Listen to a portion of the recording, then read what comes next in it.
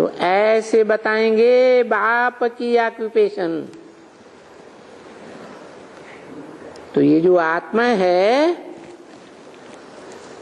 वो है तो बहुत छोटी, क्या, लेकिन उसका वृक्ष बहुत बड़ा होता है। इसलिए उसकी यादगार बनी हुई है बनियन ट्री कलकत्ते में।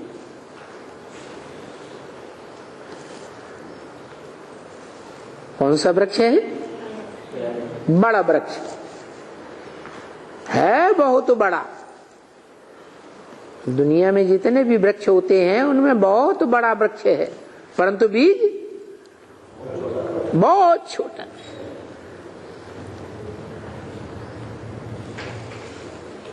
वो आत्मा है, स्टार मिसल है, और वो स्टार इस भ्रकुटी के बीच में रहता है, जिसका नाम ही है भ्रकुटी, बरीपुरी कुटी। कैसी कुटी? बरीपुरी है। जैसे राजा ऊंची गद्दी पे बैठता है या प्रजा के साथ नीचे बैठता है, तो ऐसे ही ये शरीर रूपी राज्य में आत्मा उत्तमांग में बैठती है। उत्तमांग मस्तक को कहा जाता है, और उसमें भी भरीपुरी कुटी दोनों भ्रकुटी के बीच, दोनों आंखों के बीच।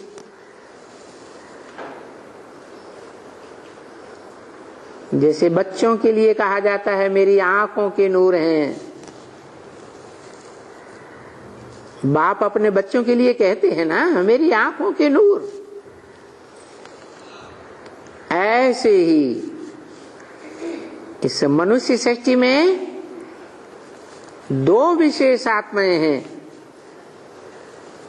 एक अव्वल नंबर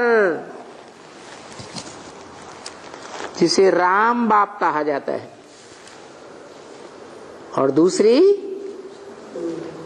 कृष्ण बच्चा कहा जाता है, पूजा जाता है बच्चे के रूप में। वो है मनुष्य सृष्टि का पहला बच्चा, जो भारतीय शास्त्रों में दिखाते हैं कि मनुष्य सृष्टि का जब महाविनाश हुआ तो महाविनाश के बाद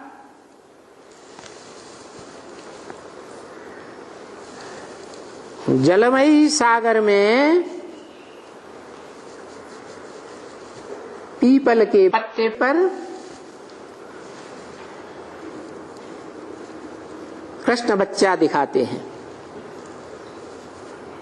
बड़े आराम से गर्भ महल में अंगूठा चूसता हुआ। क्या है अंगूठा? आत्मा को अंगुष्ठाकार मानते हैं ना,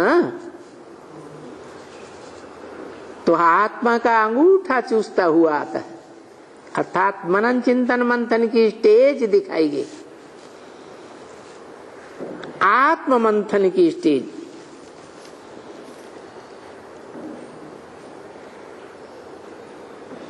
तो देखो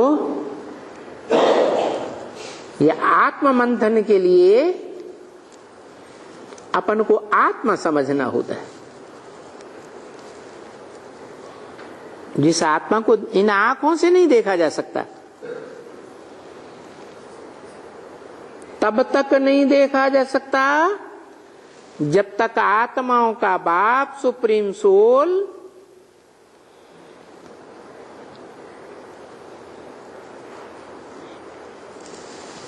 दिव्य चक्षु न देवे।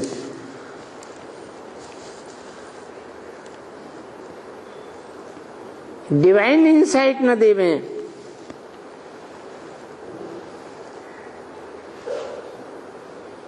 ये डिवाइन इंसाइट कैसे मिलती है?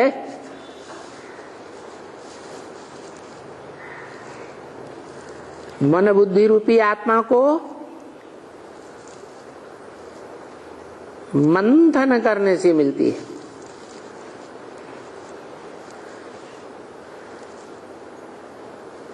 जितना जितना एकाग्र करेंगे मन बुद्धि को ज्योति बिंदु आत्मा के रूप में, तो बुद्धि सूक्ष्म बनती जाएगी और सूक्ष्म बुद्धि में मनन चिंतन मंथन जास्ती चलेगा।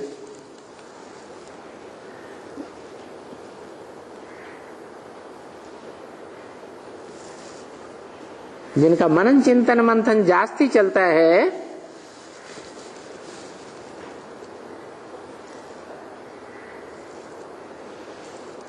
तो उनका चेहरे से वो मनन चिंतन मंथन झलकता है।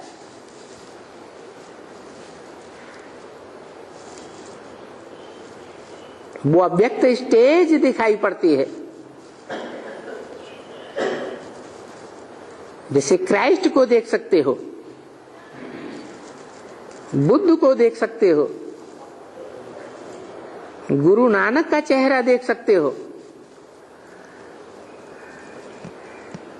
डिवाइन इंसाइट दिखाई देती है ना। चेहरा कैसा दिखाई देता है? अव्यक्त स्टेज दिखाई देती है।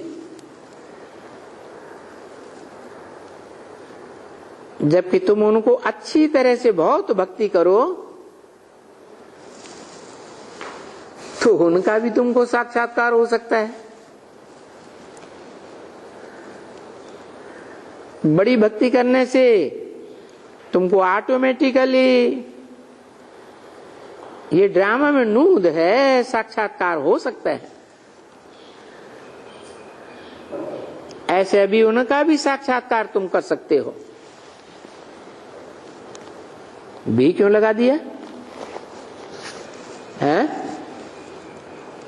जिसे कहते हैं भक्ति मार्ग में नवधा भक्ति करने वालों को साक्षात्कार होता है।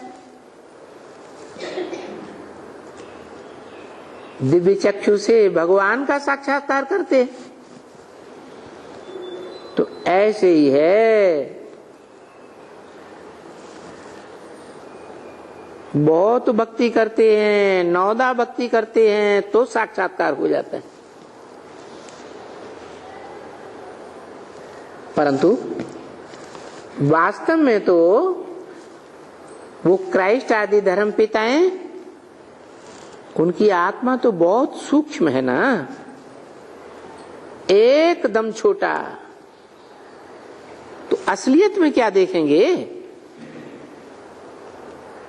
जैसे छोटी सी एक बिंदी है। अभी उनसे साक्षात्कार किया, अपन को भी जाना हम बिंदी है, परंतु वो साक्षात्कार करने से तो कोई फायदा नहीं। नहीं, अच्छा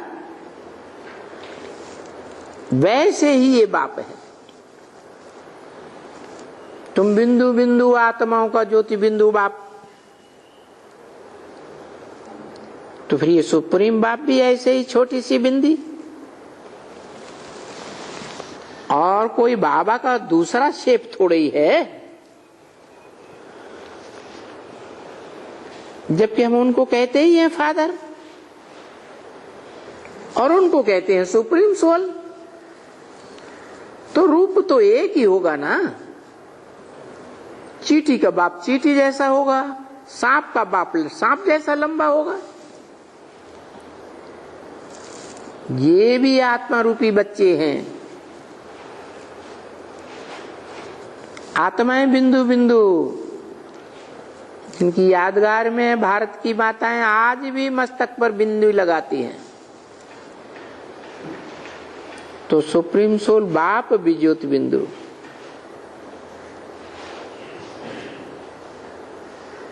हाँ, पहचानेंगे कैसे कि कौन सी आत्मा बिंदु कौन सी आत्मा, किसका बिंदु?